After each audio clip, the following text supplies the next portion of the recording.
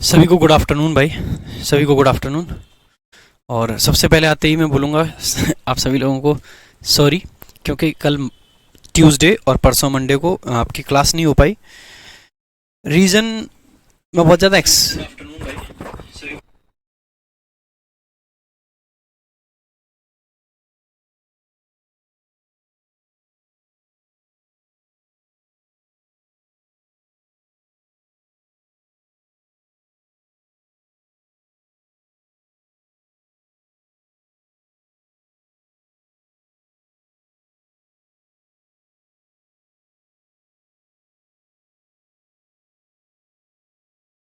चलो भाई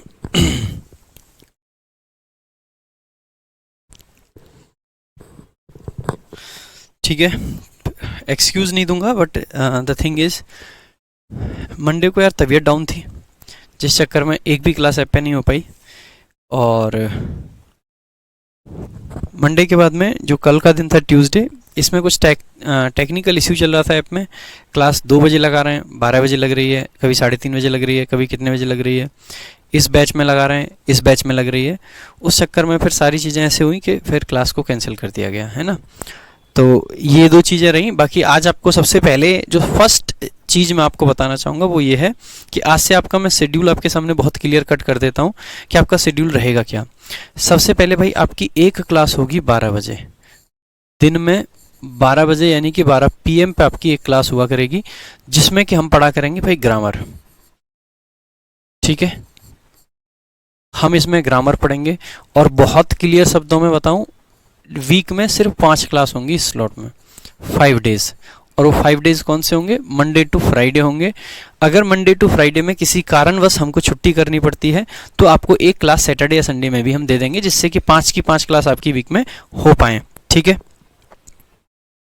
अच्छा, दूसरी चीज़ आपको बता देते हैं। दूसरी चीज़ आपकी क्या है कि आपकी एक क्लास हुआ करेगी 2 PM पे। ठीक है भाई, 2 PM पे 2 PM पे जो क्लास होगी इसके बारे में जान लीजिएगा। इस क्लास में हम आपको पढ़ाएंगे कॉम्प्रीहेंशन। ओके, कॉम्प्रीहेंशन इसमें पढ़ाया जाएगा आप सभी लोगों को। साथ ही साथ में इसी स्लॉट पे आपको वोकैब पढ़ाई जाएगी। हम स्टार्ट करेंगे कल से इस स्लॉट में कॉम्प्रीहेंशन पढ़ाना, यानी कि जो आपके पैसेज होते हैं वो पढ़ाना। बहुत बेसिक से शुरुआत करेंगे और बहुत एडवांस्ड लेवल तक आपको लेके जाएंगे। और इस स्लॉट में भी आपकी जो क्लासेस रहेंगी वो 5 दिन ही होंगी, 5 डेज। इसमें भी 6 दिन क्लास नहीं देंगे, यानी कि वीक में अगर मोटा मोटा देखेंगे तो आपको 10 क्लास मिलेंगी, जिसमें से 5 क्लास ग्रामर की होंगी और 5 क्लास कॉम्प्रीहेंशन या फिर वोकैब की होंगी। तो जिन बच्चों को शेड्यूल में डाउट है, ये आपका फिक्स्ड शेड्यूल रहेगा, इसकी चिंता आप नहीं करेंगे। ठीक है। और अब आज से ही डेली क्लास चलेगी। आज 2 बजे वाली क्लास है, इसमें हम एक बेसिक कुछ बातें और करेंगे, जिससे कि हम एक चैप्टर स्टार्ट कर पाएँ। क्या होता है कि किसी भी चैप्टर को शुरू करने से पहले कुछ बेसिक जानकारी हमें होना ज़रूरी होती है। तो वही बेसिक बातें आज हम करेंगे और उसके बाद में हमारा कल की क्लास से प्रॉपर चैप्टर चलेगा। कल यहाँ पे हम लोग जो शुरुआत करेंगे ग्रामर में हम शुरू करने वाले हैं भाई प्रोनाउन से।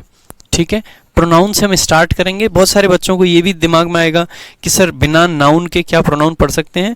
तो बिल्कुल एकदम पढ़ सकते हैं, नाउन की कोई ज़रूरत नहीं होती है प्रोनाउन पढ़ने के लिए। आप प्रोनाउन से शुरू कर सकते हैं, इसमें कोई भी 1% भी परेशानी की बात नहीं है। मैंने पहले भी बैचेस प्रोनाउन से शुरू करे हैं, तो ऐसी कोई दिक्कत आपको नहीं आएगी कि प्रोनाउन से पढ़ाने में कोई दिक्कत है। प्रोनाउन से पढ़ाने का रीज़न ये रहता है, पास में एमटीएस का भी पेपर है, सीजीएल का भी पेपर जल्दी से आएगा, सीएचएसएल का भी आएगा, क्योंकि ये एक ऐसा चैप्टर है इससे काफ़ी सारे क्वेश्चंस आपके एग्जाम में आएंगे ही आएंगे। और जब हम प्रोनाउन का सीक्वेंस देखते हैं, प्रोनाउन आता है, क्वेश्चन टैग आता है, उसके बाद में एडजेक्टिव आएगा, एडवर्ब आएगा, कंजंक्शन, प्रेपोजिशन। ये वो कोर टॉपिक्स हैं जिनसे आज की डेट में एग्जाम में सबसे ज़्यादा क्वेश्चंस पूछे जाते हैं। अगर आप लोगों ने मेंस की मेरी एनालिसिस की वीडियो देखी हो तो आप पाओगे कि वहाँ पे जो ग्रामर का सेक्शन था, हर शिफ्ट में 2 क्वेश्चन कंपैरेटिव डिग्री पे पूछे गए, यानी कि एडजेक्टिव से पूछे गए। तो ये वाला जो पार्ट है आज की डेट में एसएससी का फेवरेट पार्ट है, इसीलिए हम लोगों ने डिसाइड करा कि प्रोनाउन से शुरू करा जाए, जिससे कि वो चैप्टर्स जिनसे क्वेश्चन सबसे ज़्यादा पूछे जाते हैं वो आपको पहले कवर कराए जा सकें। ठीक है, तो ये चीज़ आपको एक क्लियर होनी चाहिए। तो प्रोनाउन से शुरू करेंगे। और यहाँ पे भाई क्या शुरू करेंगे? यहाँ पे हम कल से आपका शुरू करने वाले हैं पैसेज। ठीक है, पैसेज पढ़ाएंगे और बहुत शिद्दत से, बहुत शांति से आप लोगों को पैसेज पढ़ाया जाएगा। और ये मेरी गारंटी है कि अगर आपने पैसेज की सारी क्लासेस अटेंड करी तो आपकी रीडिंग 101% बहुत ज़्यादा इंप्रूव हो जाएगी और आप बहुत ज़बरदस्त तरीके से पढ़ पाओगे। रीडिंग अगर इंप्रूव हो गई तो ये श्योर है कि आप बहुत अच्छे तरीके से स्कोर कर पाओगे इंग्लिश में। ठीक है,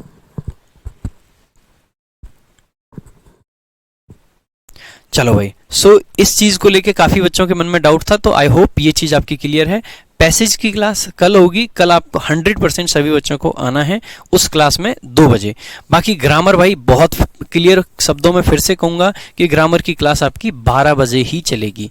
12 बजे ग्रामर की क्लास होगी, 2 बजे आपकी कॉम्प्रिहेंशन की क्लास, यानी कि फिर से लिख देता हूं यहाँ पे एक बार, 12:00 PM आपकी प्रोनाउन से शुरुआत करेंगे, तो कल प्रोनाउन की क्लास है। और जो 2 PM का स्लॉट है, इसमें आप सभी लोगों को पैसेज हम पढ़ाएंगे। ठीक है, पैसेज, तो ये बहुत क्लियर है। आ जाओ भाई। हम उस दिन आपको वर्ब के बारे में पढ़ा रहे थे, हमने आपको वर्ब एडवांस्ड की छोटी छोटी बातें बताई थी और उसके अलावा बेसिक के बारे में बताया था। हमने आपको बताया था कि भाई आप वर्ब को 2 तरीके से देख सकते हो। कौन सा तरीका हो सकता है? एक आपको कहते हैं जिसको हम हेल्पिंग वर्ब कह देते हैं। एडवांस्ड वर्ब की बात नहीं करेंगे क्योंकि हम बेसिक्स पढ़ रहे हैं। ठीक है भाई, एक आपकी जिसको हम कह देते हैं हेल्पिंग वर्ब, क्लियर है, और दूसरी जिसको हम बोलते हैं मेन वर्ब। हेल्पिंग वर्ब तथा मेन वर्ब, ये आपकी 2 क्रिया होती हैं, 2 वर्ब होती हैं। ठीक है, क्या होती है हेल्पिंग वर्ब? बेटा हेल्पिंग वर्ब कुछ फिक्स हेल्पिंग वर्ब है, बहुत ज्यादा हेल्पिंग वर्ब आपके इंग्लिश ग्रामर में नहीं है। ठीक है, कौन सी आपकी हेल्पिंग वर्ब है? मुख्यतः हेल्पिंग वर्ब को भी हम 2 पार्ट्स में बांट देते हैं भाई, 2 हिस्सों में बांट देते हैं। पहला जिसको बोला जाता है प्राइमरी। ठीक है, प्राइमरी का मतलब क्या होता है बेटा? मुख्य। ठीक है, जो मेन हेल्पिंग वर्ब है। तो अगर प्राइमरी हेल्पिंग वर्ब की हम बात करेंगे तो एक तो आपकी पाई जाती है बेटा बी, एक आपकी पाई जाती है डू, और एक आपकी पाई जाती है हैव। इन तीनों को हम अभी आपको स्ट्रक्चर समझाएंगे, इनके बारे में सबको समझाएंगे, तो इनके लिए थोड़ा सा पेशेंस रखेंगे, ये सब हम अभी समझाएंगे। ठीक है, और दूसरी जो हेल्पिंग वर्ब होती हैं उसको आप कह सकते हो मॉडल हेल्पिंग वर्ब्स। क्या कह सकते हो भाई? मॉडल वर्ब जो होती हैं उनको हम क्या कहते हैं? जैसे कि आपने सुना होगा कैन, कुड, मे, माइट, ये सब, शुड, वुड,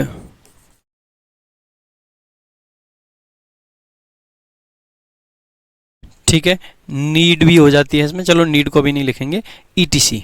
ठीक है, इस सब को हम मॉडल हेल्पिंग वर्ब कह देते हैं। और ध्यान देने वाली सिर्फ एक ही बात है कि मॉडल हेल्पिंग वर्ब जब भी आपकी आएगी तो इसके बाद में वर्ब की फर्स्ट फॉर्म का आना जरूरी है, V1 का आना जरूरी है। अब आप कहोगे सर ये V1 क्या है? देखो भाई, मेन वर्ब के बारे में आपको 2-3 चीजें समझनी है। हर वर्ब की 3-4 फॉर्म हम कह देते हैं। एक जो वर्ब की बेस फॉर्म कही जाती है, बेस फॉर्म का मतलब होता है बेटा वो वाली फॉर्म जो कि किसी भी डिक्शनरी में पाई जाती है ना, डिक्शनरी में मिलने वाली फॉर्म को मेन वर्ब की बेस फॉर्म कह देते हैं। ठीक है, और बेस फॉर्म का बहुत सिंपल सा मतलब अब वर्ब की फर्स्ट फॉर्म जिसको हम कह देते हैं V1।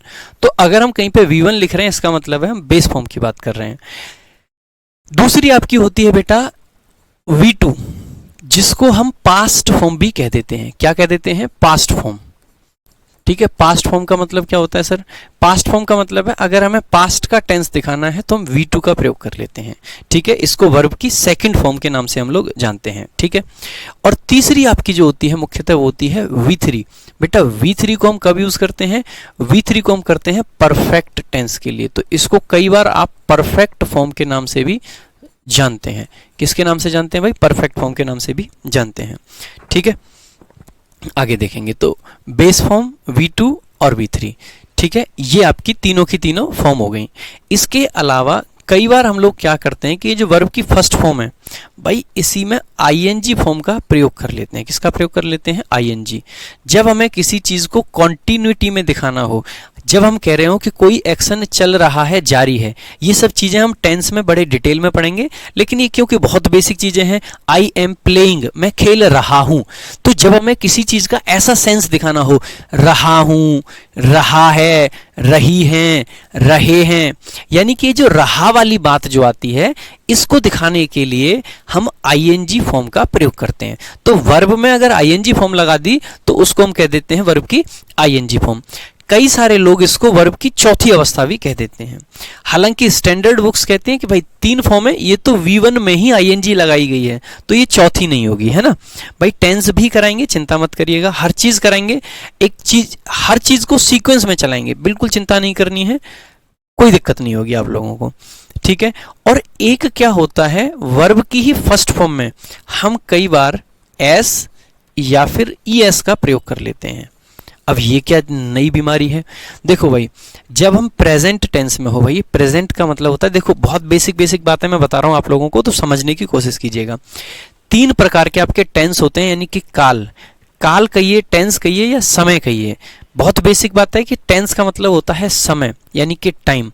3 तरीके के टाइम आपके हो सकते हैं, एक जो टाइम निकल गया है, एक जो टाइम अभी चल रहा है, और एक जो टाइम आने वाला है। यानी कि 3 आपके काल हो गए, यानी कि 3 आपके टेंस होते हैं। जो निकल चुका है उसको भूतकाल यानी कि पास्ट टेंस के नाम से जाना जाता है, और जो चल रहा है उसको वर्तमान काल यानी कि आपका प्रेजेंट टेंस के नाम से जाना जाता है, और जो आने वाला है आगे उसको हम हमेशा कहते हैं आपका भविष्य काल, जिसको फ्यूचर टेंस के नाम से जाना जाता है, ठीक है भाई। सारी क्लासेस होंगी और सारे चैप्टर होंगी। जो उन बच्चों को लग रहा है कि सर प्रोनाउन शुरू कर रहे हैं तो नाउन पढ़ाएंगे कि नहीं पढ़ाएंगे, बेटा एक भी ऐसा चैप्टर नहीं होगा जो छोड़ेंगे। इंग्लिश के ऐसे ऐसे चैप्टर भी जिनका नाम भी आपने नहीं सुना है, हम वो भी पढ़ाएंगे, क्योंकि मेरा जो टारगेट रहता है ना, वो प्री नहीं है, आपका प्री नहीं निकलवाना है, आपको एमटीएस में लगाने के लिए ही नहीं पढ़ाना है। बहुत अच्छी बात है कि आप एमटीएस दें और एमटीएस में लग जाएं, बहुत अच्छी बात है कि आप सीएचएसएल दें और उसको भी क्लियर कर पाएं, लेकिन हमारा जो टारगेट है, हम इंग्लिश को उस तरीके से पढ़ाएंगे 0 लेवल से शुरू करके, और जहां पे आप सीजीएल मेंस का पेपर, जो कि एसएससी में सबसे बड़ा पेपर माना जाता है, उस तक क्लियर कर पाएं। जैसे अब की बार सीजीएल मेंस के पेपर में आए कि भाई करेक्ट कोलोकेशन क्या होगा, ये बात बताइए, तो आप में से ज्यादातर बच्चों को तो यही नहीं पता है कि कोलोकेशन क्या होता है। तो हम उन चीजों को भी पढ़ाएंगे जो ज्यादातर बच्चे नहीं जानते हैं। तो ये दिमाग में ख्याल भी नहीं लाना है कि सर नाउन को नहीं पढ़ाओगे क्या, पढ़ाएंगे। ऐसा एक भी चैप्टर नहीं होगा जिसको हम छोड़ेंगे, और हर चैप्टर में जो प्रॉमिस किए हैं वो सारे पूरे करे जाएंगे, यानी कि हर चैप्टर में टाइप वाइज सीट दी जाएंगी। दूसरी चीज ये है कि हर चैप्टर के अंदर आपको एक चैप्टर का टेस्ट ऑनलाइन कराया जाएगा, और हर चैप्टर के बाद में आपको क्लास में कंप्लीट प्रैक्टिस भी कराई जाएगी, और जिसकी सीट भी आपको दी जाएगी। और अगली चीज आपकी जो है वो ये है कि प्री वाले जो टेस्ट वगैरह बोले थे वो सब भी आपको दिए जाएंगे, और जो जितने भी अब तक प्रीवियस ईयर में उस चैप्टर से क्वेश्चंस आए हैं वो सारे भी आपको सोल्यूशन के साथ में दिए जाएंगे। लेकिन थोड़ा सा धैर्य रखने की बात है, क्योंकि देखो बेसिक में कोई क्वेश्चन तो आते नहीं प्रीवियस ईयर में। बेसिक का मतलब होता है आपके अंदर एक ऐसी समझ पैदा कर देना जिससे कि आप इंग्लिश की बाकी चीजों को समझ पाओ, है ना, जिससे कि आप अपने अंदर ऐसी मतलब बेसिक अब जैसे मैं प्रोनाउन पढ़ाने लग जाऊं, मैं कहूंगा कि ये देखो भाई सब्जेक्ट है, और मैंने बेसिक में आपको सब्जेक्ट ना बताया हो तो आप कहोगे कि सर जी ये सब्जेक्ट क्या होता है, क्योंकि बहुत सारे बच्चे ऐसे हैं जो नहीं जानते कि सब्जेक्ट क्या होता है। तो इसलिए बेसिक पढ़ाना जरूरी है। मैं कहूंगा कि देखो ये हेल्पिंग वर्ब आई है, आप कहोगे सर ये हेल्पिंग वर्ब क्यों है, और ये यहाँ पे मेन वर्ब क्यों है। इसलिए बेसिक पढ़ाना इसलिए जरूरी नहीं है कि आपको पेपर में बेसिक आएगा, बेसिक पढ़ाना इसलिए जरूरी है क्योंकि अगर आपको एडवांस्ड पे जाना है तो सीढ़ी तो चढ़ना पड़ेगा ना भाई। जब एक बार छत पे अगर आपको जाना है तो छत पे जाने के लिए क्या आप जंप मार के जाना पसंद करोगे, या आपके सामने सीढ़ियां होनी चाहिए? सीढ़ियां होनी चाहिए, स्टेप वाइज हमें चलना होता है, इसीलिए आपको स्टेप वाइज ही चलना पड़ेगा। रही बात नोट्स की, तो बेटा ये नोट्स आपको डिजिटल वाले दिए जाएंगे। अगर पिछली क्लास के अब तक नहीं दिए गए हैं तो उसके लिए मैं माफ़ी चाहूँगा, टीम ने ध्यान नहीं दिया है कि इस बैच के भी नोट्स जाने हैं, तो हो सकता है कि ध्यान ना दिया हो। नया बैच है, बाकी के बैचेस भी चल रहे हैं, उनकी भी क्लासेस होती हैं, तो उनकी ज़्यादा उनको मतलब पहले से उनका शेड्यूल फिक्स है कि इसकी PDF इतने बजे जाएगी, इसकी इतने बजे जाएगी। आपके बैच का भी शेड्यूल फिक्स करा देंगे आज से, तो आपके बैच की PDF जितनी भी है सारी की सारी आपको ऑन टाइम मिलेंगी, ठीक है। हाँ, और बाकी तसल्ली से ही पढ़ा रहा हूँ। इंग्लिश में आपको कोई डाउट नहीं रहेगा, दोबारा किसी टीचर से नहीं पढ़ना पड़ेगा, ना मेंस के लिए, ना प्री के लिए, ना किसी और एग्जाम के लिए। इंग्लिश का एकमात्र आपको यही बैच लेने की जरूरत है, दूसरा कोई बैच आपको नहीं लेना पड़ेगा कभी भी, ना कॉम्प्रिहेंशन का, ना वोकैब के लिए, ना किसी और चीज़ के लिए। Complete vocab, complete grammar, complete comprehension पढ़ाएंगे, चिंता मत कीजिए। आ जाइए भाई। तो ये एस या ई एस कब लगाते हैं, तो मैं इस टेंस के बारे में बता रहा था, बीच में बच्चों ने टोक दिया। कम टोका करो, आपका नुकसान होता है, पढ़ाई का टाइम खराब होता है ना। देखिए टेंस क्योंकि 3 प्रकार के होते हैं, तो कभी कभी हमें क्या होता है प्रेजेंट टेंस में जब हम सिंगुलर नाउन का प्रयोग करें सब्जेक्ट की जगह पे, तो हमें वर्ब सिंगुलर लगानी होती है। और ये जो वर्ब की बेस फॉर्म होती है, हम हमेशा इसको प्लूरल मान के चलते हैं। तो वर्ब की अगर सिंगुलर फॉर्म की जरूरत होती है तो हम क्या लिखेंगे भाई, प्रेजेंट सिंगुलर। प्रेजेंट की सिंगुलर फॉर्म जो होती है उसके लिए हम यूज करते हैं वर्ब की एस या ईएस फॉर्म को। ठीक है।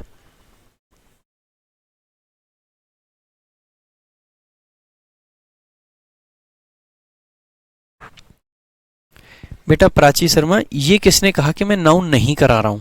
बेटा मैं नाउन 100% कराऊंगा, बस थोड़ा धैर्य तो रखें।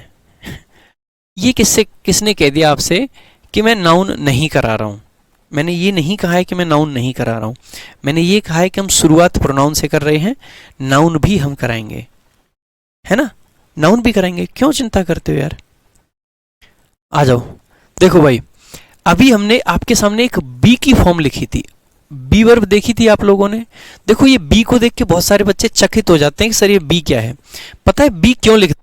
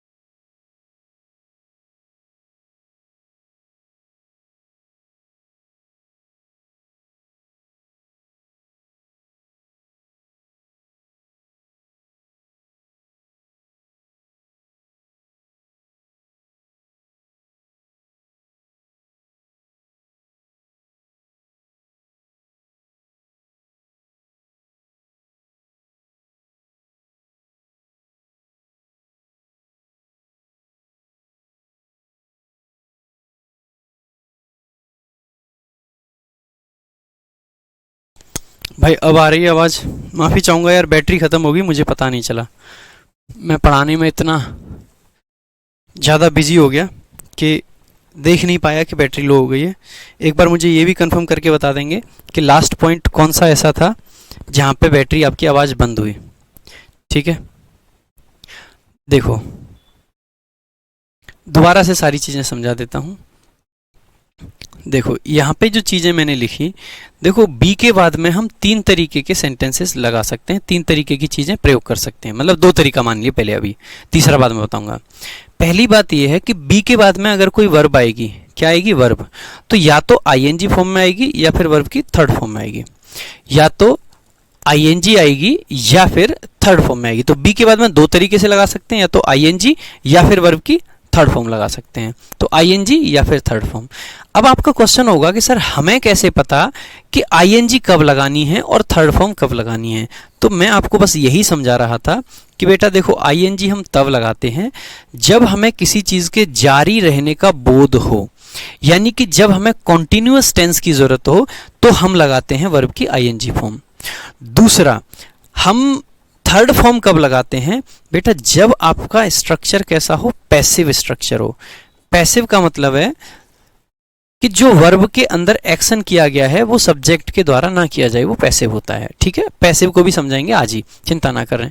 ठीक है, आप कहोगे सर हमने तो कॉन्टिन्यूअस टेंस के लिए देखा था, I am going, he is going, they are going. Sir is am are के बाद में भी तो आईएनजी वर्ब आती है, तो देखिएगा ये जो इज है, एम है, आर है, ये भी बेसिकली बी की ही फॉर्म है। अगर आपको प्रेजेंट की बात करनी है तो इज एम आर लगाइएगा। अगर आपको बात करनी है बेटा पास्ट की तो आप हमेशा और हमेशा वॉज और वर लगाइएगा। ठीक है, सो पास्ट को दिखाने के लिए वॉज वर आते हैं और प्रेजेंट को दिखाने के लिए आपके इज एम आर आते हैं। सिंगुलर को जब हमें दिखाना होता है तो प्रेजेंट में इज लगाते हैं। अब सिंगुलर क्या होते हैं बेटा? या तो किसी एक इंसान का नाम दे रखा हो, जैसे मैंने कहा मोहन, बेटा मोहन एक है या पांच है? तो मोहन तो एक है, तो मोहन के साथ में हम इज लगाएंगे। हमने लिखा सोहन तो इज लगाएंगे, लेकिन मैंने लिखा मोहन एंड सोहन, तो बेटा ये दो हो गए। अगर दो हो गए तो प्लूरल हो गया, और प्लूरल के लिए हम आर का प्रयोग करते हैं। ठीक है, प्लूरल के लिए हम किसका यूज करते हैं भाई? आर का यूज करते हैं प्लूरल के लिए। बात पल्ले पड़ी? ठीक है, अगर हमें एक की बात करनी है तो इज, और एक से ज्यादा की बात करनी है तो बेटा आर का प्रयोग करेंगे। ठीक है, जैसे मैंने लिखा माई चेयर, तो माई चेयर इज ब्रोकन, मेरी चेयर टूटी हुई है। लेकिन मैंने कहा कि मेरी ये भी चेयर टूटी है और ये भी चेयर टूटी है, तो चेयर दो हो गई, तो मैं कहूंगा माई चेयर्स आर ब्रोकन, तो आर लिख देंगे। ठीक है,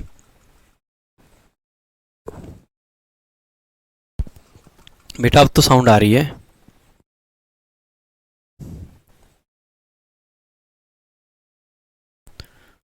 अब तो साउंड आ रही है, अब दोबारा से साउंड थोड़ी चली गई।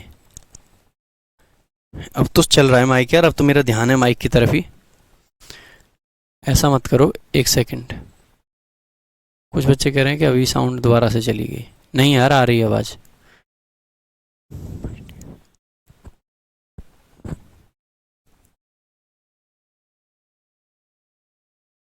आ तो रही है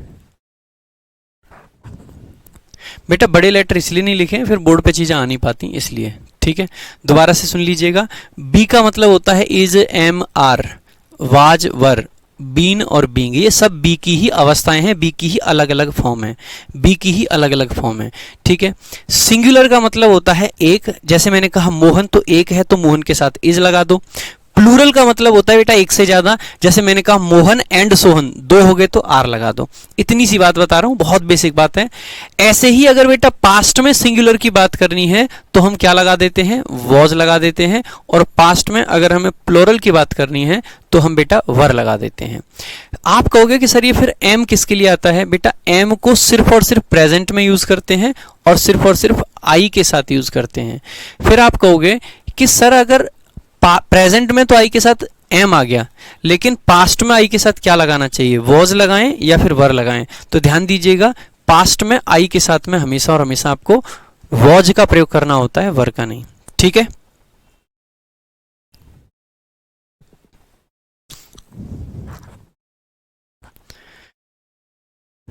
तो ये चीजें आपको पता होनी चाहिए। बीन कब लगाते हैं बेटा? बीन जो है वो बी की ही थर्ड फॉर्म होती है, ये वर्ब की थर्ड फॉर्म है। और ये आप समझ ही पा रहे होंगे कि बी के अंदर हमने आईएनजी जोड़ा हुआ है, तो हम कह देते हैं ये आईएनजी फॉर्म है। इसका भी यूज बताएंगे, समझने की कोशिश कीजिए, बस अभी इतना। तो पहले आपने क्या देखा, बी के बाद में आईएनजी कब लगाते हैं? जब कॉन्टिन्यूअस टेंस की बात करें। बी के बाद में थर्ड फॉर्म कब लगाते हैं? जब पैसिव की बात करें। और बी का मतलब यहाँ पे भाई इज, एम, आर, वॉज, वर कुछ भी हो सकता है। मैं यहाँ पे इस बात को लिख रहा हूं, बी का मतलब, बहुत सारे बच्चे फिर भूल जाते हैं कि सर सिर्फ बी लिख रखा है। बी का मतलब इज,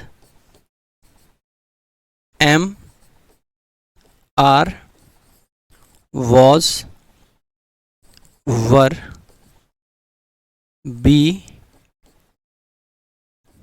और बीन कुछ भी हो सकता है, यानी कि वी की कोई भी फॉर्म।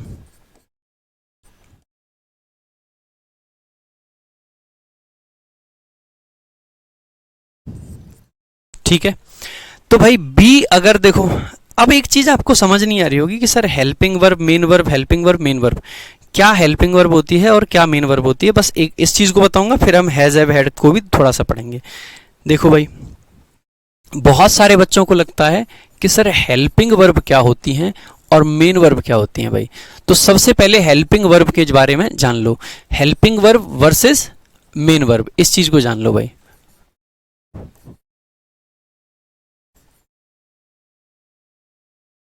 देखो, मैंने एक सेंटेंस लिखा, मैंने लिखा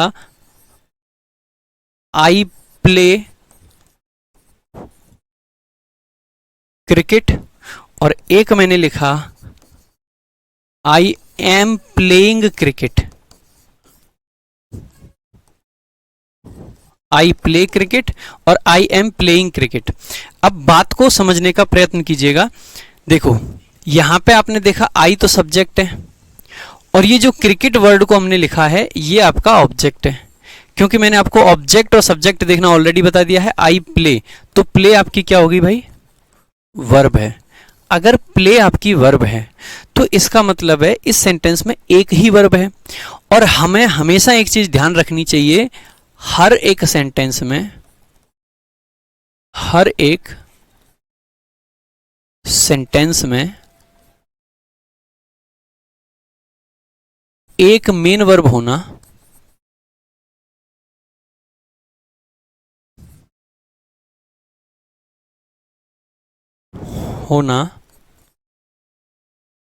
आवश्यक है। यानी कि हर एक सेंटेंस में एक मेन वर्ब होना आवश्यक होता है, जरूरी होता है। ठीक है, जरूरी होता है। अच्छा, एक बात बताओ, अगर यहां पे वर्ब एक ही है और मैंने कहा भाई ये तो हेल्पिंग वर्ब है, तो इसका मतलब है मेन वर्ब तो बची ही नहीं। अगर मेन वर्ब नहीं बची, इसका मतलब है ये हेल्पिंग वर्ब नहीं हो सकती। तो इस, क्योंकि अकेली वर्ब आई है तो हम कहेंगे ये कौन सी वर्ब है भाई? मेन वर्ब है। भाई कौन सी वर्ब हो गई है? मेन वर्ब का ये काम करेगी। तो यहां पे हम लिख रहे हैं एम वी है, ये एम वी मतलब मेन वर्ब।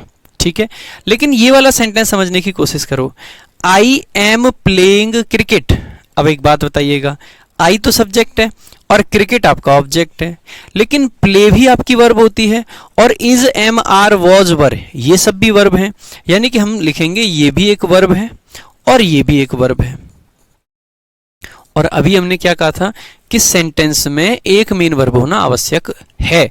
इसका मतलब है ये जो प्लेइंग है ये तो मेन वर्ब हो गई। अगर ये प्लेइंग मेन वर्ब है तो बेटा ये जो एम है ये अपने आप में एक हेल्पिंग वर्ब का काम करेगी। यानी कि मैं यहां से एक चीज कह सकता हूं कि अगर वर्ब में एक से ज्यादा शब्द आ रखे हों तो जो पीछे वाला शब्द होता है वो आपका मेन वर्ब होता है, और उससे पहले के जो भी शब्द आपके बचे वो सारे के सारे हेल्पिंग वर्ब का काम करते हैं।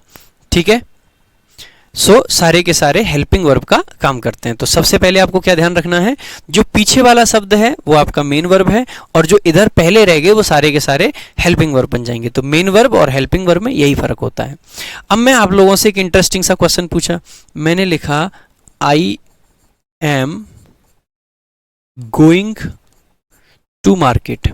अब आप मुझे जल्दी से बताइए कि भाई इसमें कौन सा हेल्पिंग वर्ब है और कौन सा मेन वर्ब है। और एक मैंने लिखा आई गो टू द मार्केट।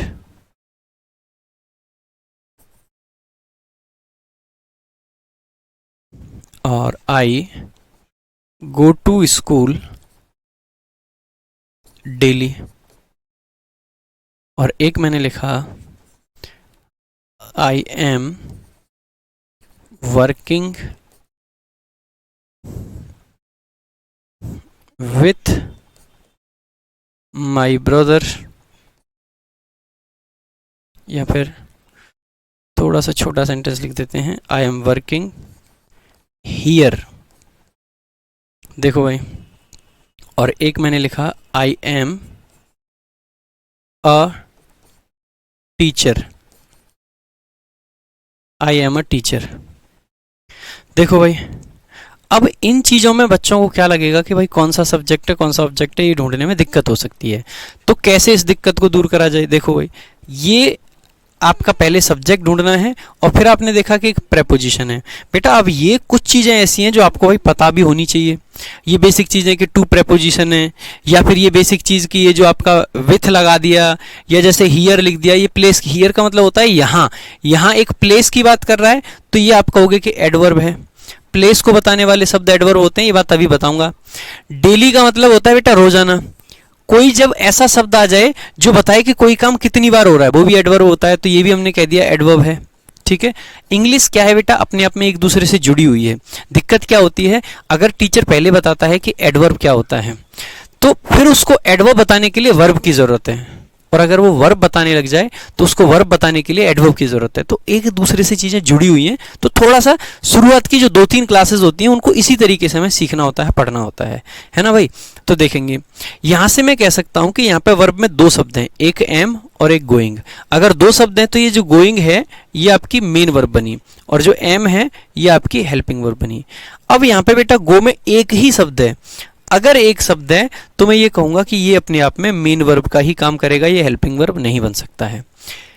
ठीक है, आगे देखेंगे आई एम वर्किंग हियर। फिर से देखा, एक ये शब्द और एक ये शब्द, वर्ब के अंदर 2 शब्द हैं, तो ये आपका पीछे वाला मेन वर्ब है, और ये जो पहले लगा रखा है ये आपका क्या बना, हेल्पिंग वर्ब बना। वैसे ही आपने फिर से देखा आई एम अ टीचर। बेटा टीचर का मतलब होता है अध्यापक, और अध्यापक तो एक नाउन है, टीचर अपने आप में एक नाउन है, तो वर्ब अकेला ये बचा। बेटा अगर किसी चीज में एक ही वर्ब हो तो आप बताइएगा ये जो एम है, क्योंकि अकेला वर्ब है, इसके अलावा और कोई वर्ब यहाँ पे नहीं दे रखा है, तो अगर ये अकेला वर्ब है तो फिर ऐसे केस में इस एम को आप क्या कहोगे, ये मेन वर्ब है या फिर ये हेल्पिंग वर्ब है? ये मेन वर्ब है या हेल्पिंग वर्ब है? जल्दी से आंसर करेंगे सारे बच्चे कमेंट में, सारे बच्चे जल्दी से कमेंट में आंसर करेंगे चौथे वाले सेंटेंस के लिए। बहुत बढ़िया, राकेश कुमार सही आंसर दे रहे हैं। ठीक है,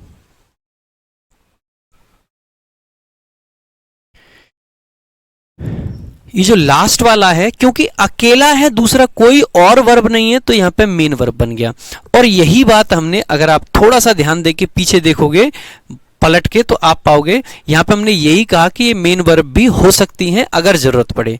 तो यहां पे ये वाले सेंटेंस में क्योंकि और कोई वर्ब आपको नहीं मिला, तो ये जो मेन एम था इसी को हमने मेन वर्ब का दर्जा दे दिया, और यही आपका मेन वर्ब बन गया। तो आप ये भी कह सकते हैं कि ये जो सारे हैं ये मेन वर्ब हो सकते हैं। जब ये मेन वर्ब होते हैं तो इनके बाद में आता है भाई कॉम्प्लीमेंट। तो जो भी बी की फॉर्म है, यानी कि सारी की सारी फॉर्म इज, या बी ही लिख रहा हूं भाई बड़े बड़े शब्दों में, बी प्लस में कॉम्प्लीमेंट। आप कहोगे कि सर ये अब कॉम्प्लीमेंट क्या आ गया, ये भी थोड़ा सा बता दीजिए भाई, समझाते हैं भाई। आपको हम ऑब्जेक्ट ऑलरेडी समझा चुके हैं, तो क्यों ना आपको कॉम्प्लीमेंट भी समझा दिया जाए। तो देखिएगा भाई, कॉम्प्लीमेंट क्या होता है ये समझ लीजिएगा, बहुत इंपॉर्टेंट चीज है, और इस पर क्वेश्चन आते रहते हैं, तो ये मत समझना कि क्या यार ये मास्टर नई नई चीजें ज्यादा पढ़ा रहा है।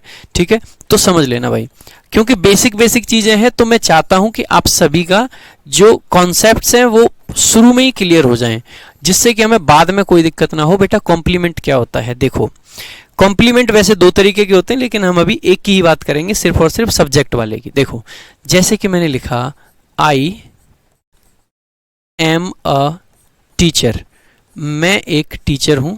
कलर बदल लेते हैं, मार्कर का सही नहीं लग रहा, ये वाला ठीक है। हमने लिखा आई एम अ टीचर,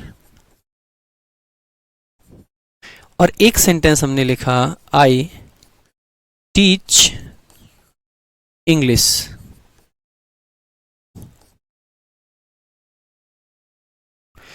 और एक मैंने लिखा आई एम इंग्लिश, या फिर जैसे मैंने लिखा आई एम इंडियन। ठीक है, देखो भाई ये 3 सेंटेंस आपके सामने हैं। अगर ये 3 सेंटेंस आपको समझ आ गए तो कॉम्प्लीमेंट आपको समझ आ जाएगा कि क्या होता है। देखिएगा, बहुत प्यार से समझने की कोशिश कीजिएगा।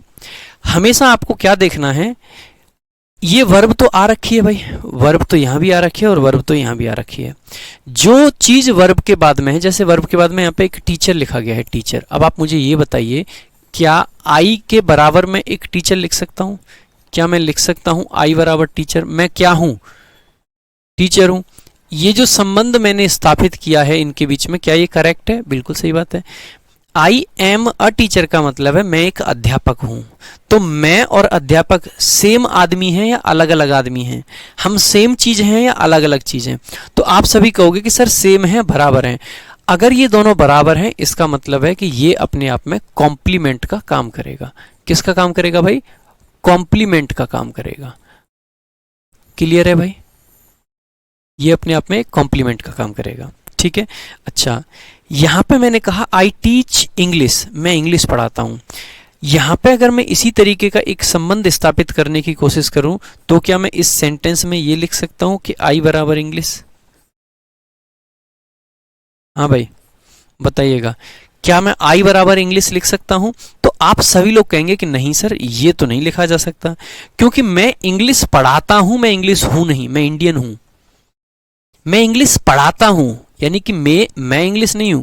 तो आई और इंग्लिश दोनों अलग अलग चीजें हैं। अगर बेटा दोनों अलग अलग चीजें हैं, तो इसको हम कॉम्प्लीमेंट नहीं कह सकते, फिर इसको हमें ऑब्जेक्ट का दर्जा देना पड़ेगा। तो ऑब्जेक्ट तब आता है जब ये दोनों सेम ना हो। जैसे कि मैंने लिखा आई एम इंडियन, इस वाले सेंटेंस में क्या मैं ये कह सकता हूं कि आई बराबर इंडियन? भाई आई और इंडियन दोनों सेम है या अलग? सेम ही तो है। मैंने कहा मैं इंडियन हूं, तो आई बराबर इंडियन हो गया। ऐसे ही मैंने कहा आई एम इंग्लिश, इंग्लिश का मतलब है बेटा यहां पे अंग्रेज। ये वाला जो इंग्लिश है ना, इस इंग्लिश का मतलब है अंग्रेजी, यानी कि एक भाषा की बात कर रहा है। मैं अंग्रेजी पढ़ाता हूं। और यहां पे जो इंग्लिश है इसका मतलब है अंग्रेज। ठीक है, अंग्रेज। तो मैंने कहा मैं भारतीय हूं या फिर मैंने कहा मैं अंग्रेज हूं, तो ये वाला संबंध हम स्थापित कर सकते हैं। बिल्कुल कर सकते हैं, एकदम सही लग रहा है। अगर ये सही है तो इसका मतलब है, अगर यहां पे आपने इंग्लिश या फिर इंडियन लिखा है, तो इसका मतलब है कि आपका ये कॉम्प्लीमेंट का काम करेगा। बात करेक्ट है भाई, कॉम्प्लीमेंट का काम करेगा। तो यानी कि आप ऑब्जेक्ट और कॉम्प्लीमेंट को इस तरीके से पहचान लोगे।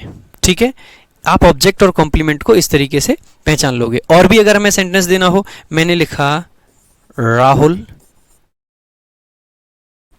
Is a policeman. राहुल एक पुलिसमैन है। देखो भाई, राहुल और पुलिसमैन दोनों सेम है। अगर दोनों सेम है तो ये आपका क्या हो गया? कॉम्प्लीमेंट। अब एक चीज और जान लेंगे भाई, जो वर्ब ऐसी होती है जो कॉम्प्लीमेंट को उसके सब्जेक्ट से जोड़ती है, उस वर्ब को हम कहते हैं लिंकिंग वर्ब। तो ये बात भी यहां पे मैं मेंशन कर देता हूं, आप सभी लोगों को आगे तक काम आएगी। जो वर्ब, लिखते रहेंगे भाई मेरे साथ साथ, जो वर्ब सब्जेक्ट और कॉम्प्लीमेंट को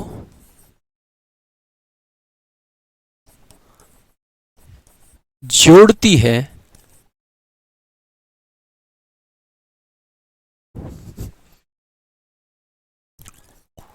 उसको लिंकिंग वर्ब कहा जाता है।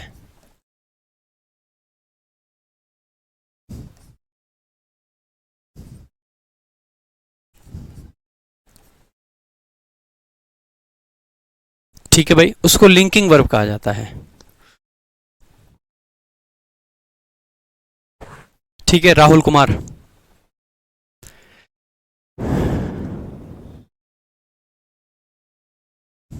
क्लियर है भाई? तो जो वर्ब सब्जेक्ट को कॉम्प्लीमेंट को से जोड़ती है या सब्जेक्ट और कॉम्प्लीमेंट को जोड़ती है उसको लिंकिंग वर्ब कहा जाता है। तो भाई ये जितनी भी बी की फॉर्म है इनके साथ में भी कॉम्प्लीमेंट आ सकता है, कोई दिक्कत नहीं है। बस ध्यान रखने वाली बात है कि कॉम्प्लीमेंट में या तो कोई भाई नाउन आता है या कोई प्रोनाउन आता है, और या फिर कई बार हम इसमें किसी एडजेक्टिव का भी प्रयोग करते हैं, एडजेक्टिव। सो नाउन, प्रोनाउन और एडजेक्टिव का प्रयोग किया जाता है कॉम्प्लीमेंट में, ठीक है। तो ये तो थे भाई बी के यूज। अभी हमने और भी हेल्पिंग वर्ब लिखी थी जिनमें से एक थी आपकी हैव, ठीक है। तो एक बार भाई हैव के बारे में और जान लेंगे हेल्पिंग वर्ब में। भाई ध्यान दीजिएगा, हैव की 3 फॉर्म होती हैं। एक तो होती है हैज, ठीक है, जो कि प्रेजेंट में सिंगुलर का काम करती है भाई, ठीक है, प्रेजेंट में, और किसका काम करती है, सिंगुलर के लिए आती है। और ये जो हैव है ये भी प्रेजेंट में ही आती है। प्रेजेंट का मतलब होता है वर्तमान, प्रेजेंट में प्लूरल के लिए आती है, साथ ही साथ में इसका आई के साथ भी प्रयोग किया जाता है, ठीक है। वैसे तो आई के साथ वॉज आ रहा था, लेकिन यहां पर आई के साथ हैव आता है। इसकी एक तीसरी फॉर्म जो होती है उसको हम बोल देते हैं भाई हैड, ठीक है। क्या बोल देते हैं, हैड बोल देते हैं। और हैड हमेशा पास्ट में आती है, सिंगुलर के साथ में भी आती है, प्लूरल के साथ में भी आती है, सबके साथ में हैड आती है। अब इनके साथ में भाई स्ट्रक्चर क्या बनता है, ध्यान दीजिएगा, जब भी आपकी हैव की कोई भी फॉर्म आ जाए, यानी कि हैव आ जाए या फिर हैज आ जाए या फिर हैड आ जाए, इन तीनों के ही बाद में वर्ब की थर्ड फॉर्म का प्रयोग किया जाता है। कौन सी फॉर्म आती है भाई, वर्ब की थर्ड फॉर्म का प्रयोग किया जाता है इन तीनों के ही बाद में। तो आप ये भी कह सकते हो कि ये इसका फिक्स स्ट्रक्चर है। तो अगर इनके बाद में कोई वर्ब आएगी तो वो आपकी थर्ड फॉर्म होगी। साथ ही साथ में कई बार आप पाओगे कि हैव हो गया या हैड हो गया या फिर आपका हैज हो गया, तीनों में से आप कोई सा भी ले लीजिए, हैज, हैव, हैड, ठीक है।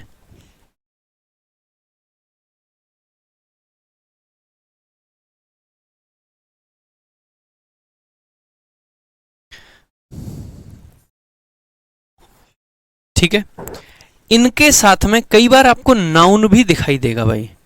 अच्छा, अब एक बात बताना, एक बहुत सिंपल सी एग्जांपल तो हम देंगे ही देंगे, लेकिन यहीं पे थ्योरी में ही एक बात बता दो मुझे, और आसानी से बता दोगे आप, मुझे पूरा भरोसा है। देखो भाई, जब इनके साथ में वर्ब की थर्ड फॉर्म आ रही है तो आप ये कह सकते हो ये भी वर्ब है। अगर ये वर्ब है तो ये मेन वर्ब रहेगी, और अगर ये मेन वर्ब है तो ऐसे केस में ये क्या बन जाएंगी, हेल्पिंग वर्ब। लेकिन एक बात बताओ, इसके जस्ट बाद में अगर नाउन आ जाए तो ये तो वर्ब नहीं बन पाएगा, नाउन आएगा तो ऑब्जेक्ट बनेगा। फिर ऐसे केस में ये जो हैज, हैव, हैड है, इसको हम कौन सी वर्ब लिखेंगे भाई, ये फिर अपने आप में मेन वर्ब बनेगी, क्योंकि इसके पीछे कोई और वर्ब नहीं है। तो यहाँ पे ये हेल्पिंग वर्ब होती है क्योंकि इसके साथ में दूसरी वर्ब भी दे रखी है। यहाँ पे ये मेन वर्ब होती है क्योंकि इसके पीछे नाउन आता है। तो बहुत सिंपल बात ये है कि हैज, हैव, हैड के बाद में अगर नाउन आ जाए तो वो अपने आप में मेन वर्ब है, अगर कोई दूसरी वर्ब आ जाए तो वो हेल्पिंग वर्ब है, ठीक है। तो वो हेल्पिंग वर्ब है, ठीक है भाई। इस पर प्रैक्टिस क्वेश्चंस भी आपको मिलेंगे। आज सीट अपलोड हो जाएगी, जो मैं उस दिन इसलिए नहीं करवाई क्योंकि उस पर इसी चीज पे ज्यादा क्वेश्चंस हैं, ठीक है। तो इस चीज पे ज्यादा क्वेश्चंस हैं, सारे मिल जाएंगे आपको और आंसर के साथ मिलेंगे। ऐसे ही भाई थोड़ा सा डू के बारे में भी जान लेते हैं, डू, डज, डिड वगैरह जो होते हैं उनके बारे में। तो देखो भाई, पहली बात यह है कि डू की अगर हम फॉर्म्स की बात करते हैं तो देखो, डू प्रेजेंट में प्लूरल के साथ आता है भाई। कहां कहां पे आता है डू, प्रेजेंट में आता है, और किसके साथ आता है, प्लूरल के साथ आता है। साथ ही साथ में डू का प्रयोग आई के साथ में भी किया जाता है। इसकी एक जो फॉर्म होती है वो होती है डज। भाई डज कब आता है, डज भी प्रेजेंट में ही आता है, पहली बात। और प्रेजेंट में कब आता है, सिंगुलर केस में आता है। कौन से केस में, सिंगुलर, ठीक है। और साथ ही साथ में इसका और किसी के लिए यूज नहीं किया जाता है। एक इसकी फॉर्म होती है डिड, जो कि आता है हमेशा और हमेशा पास्ट में, चाहे सिंगुलर हो चाहे प्लूरल हो। डू, डज और डिड, इनके साथ में बहुत इंपॉर्टेंट बात आपको क्या याद रखनी है, डू हो आपका या फिर डज हो आपका या फिर डिड हो आपका, तीनों में से कोई सा अगर आता है तो इसके बाद में वर्ब की बेस फॉर्म का प्रयोग करते हैं, यानी कि वर्ब की फर्स्ट फॉर्म, जिसको आप लोग V1 के नाम से भी जानते हैं। यानी कि डिड के बाद में भी फेस फॉर्म आती है और इस पे एसएससी क्वेश्चन भी पूछ लेता है एरर डिटेक्शन के। और ऐसे केस में क्योंकि आप सभी लोग यहाँ पे पहचान ये पाओगे कि देखो अगर यहाँ पे कोई वर्ब आ रखी है तो ये वाली वर्ब कौन सी बनेगी, मेन वर्ब। और क्योंकि एक मेन वर्ब पहले ही आ गई तो ये यहाँ पे किसका काम करेंगी, हेल्पिंग वर्ब। लेकिन सपोज कीजिएगा कभी आपके सामने इस तरीके का स्ट्रक्चर आ जाता है जहां पे लिखा हुआ है डू या फिर डज या फिर डिड और इसके बाद में एक नाउन का जिक्र किया गया हो, तो आप यहां से एक चीज कह पाओगे भाई श्योरिटी के साथ कि क्योंकि इसके पीछे नाउन आया है तो ये नाउन तो ऑब्जेक्ट रहा होगा। इसका मतलब है डू डज और डिड ये आपकी हेल्पिंग वर्ब नहीं, यहाँ पे मेन वर्ब का कर्तव्य अदा करेगी या काम करेगी। ठीक है, ये यहां पे मेन वर्ब बनेगी। ठीक है, तो इस चीज को समझ जाना, यहाँ पे हेल्पिंग वर्ब, यहाँ पे मेन वर्ब। तो ये पूरा फंडा था भाई कि क्या हेल्पिंग वर्ब होती है और क्या मेन वर्ब होती है। ठीक है, बाकी एक दो चीजें और आज की क्लास में बताऊंगा। वैसे बेसिक चीजें मैंने आपको ज्यादातर बता दी हैं। यहाँ पे एक दो और एग्जांपल दे रखे हैं। देखो भाई यहाँ पे आप देखोगे राधिका लिव्स इन दिल्ली, कुछ ऐसा सेंटेंस लिखा गया है। तो देखो लिव अकेली वर्ब आई है तो ये अपने आप में किसका काम करेगी, मेन वर्ब का। रोहन इज प्लेइंग क्रिकेट, एक इज है और एक प्लेइंग है, तो जो प्लेइंग है वो आपकी मेन वर्ब बनेगी और जो इज है वो आपकी हेल्पिंग वर्ब का कर्तव्य अदा करेगी, है ना, हेल्पिंग वर्ब बनेगी। Rudra is my best friend, is अकेली आई है तो मेन वर्ब बनेगी। यहाँ पे देखेंगे विल भी है और कम भी है तो कम आपकी मेन वर्ब बन गई और विल आपकी हेल्पिंग वर्ब बन गई। ऐसे ही रोहन डज हिज वर्क, बेटा हिज वर्क आपका क्या है, नाउन है। अगर ये नाउन है तो यहाँ पे डज किसका काम कर रही है, अकेली वर्ब है और जब भी ये वर्ब अकेली आती है तो मेन वर्ब। वैसे ही Rohan does not work here, बेटा अगर डू डज आ गया है तो इसके साथ में हम इसको हेल्पिंग वर्ब है और ये वर्क आपकी मेन वर्ब है। आप कहोगे सर यहाँ पे वर्क नाउन था यहाँ पे मेन वर्ब कैसे, ये देखो हिज आ गया। ये जितने भी पॉजेसिव केस होते हैं ना, हिज माई योर, सब ये सारे के सारे नाउन के पहले आते हैं, इसीलिए हम इसको इस तरीके से लिखेंगे। ठीक है भाई, अब आपकी भाई बेसिक चीजें हो जाती हैं खत्म। सिंगुलर प्लूरल इतना सब जानते हैं, सिंगुलर का मतलब एक होता है, प्लूरल का मतलब एक से ज्यादा होता है। आर्टिकल आप जानते हैं ए एन दा होते हैं। डिटरमिनर का मतलब होता है एक ऐसा शब्द जो नाउन के पहले यूज किया जाता है। ठीक है, चलो भाई बाकी चीजें अब हम चैप्टर पढ़ेंगे प्रॉपर, क्योंकि बेसिक ज्यादा नहीं कर सकते हैं। तो कल से आपका प्रोनाउन का चैप्टर शुरू होगा और 100% यकीन कीजिए, ध्यान लगा के पढ़ने की कोशिश कीजिएगा।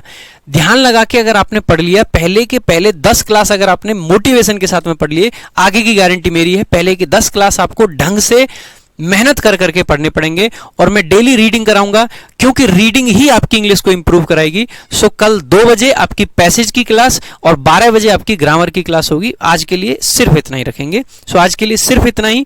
इन चीजों की आपको एक सीट दे दी जाएगी, अभी अपलोड करा दूंगा तुरंत, तो उसकी चिंता ना करें। सो आज के लिए सिर्फ इतना ही, मिलते हैं अगली क्लास में। थैंक यू सो मच, जय हिंद जय भारत। और एक बच्चा बार बार पूछ रहा है कि क्या सर इंग्लिश आने के लिए स्पीकिंग जरूरी है, तो ऐसा बिल्कुल नहीं है भाई। ठीक है, बिना स्पीकिंग के भी आप इंग्लिश सीख सकते हैं, कोई दिक्कत नहीं है।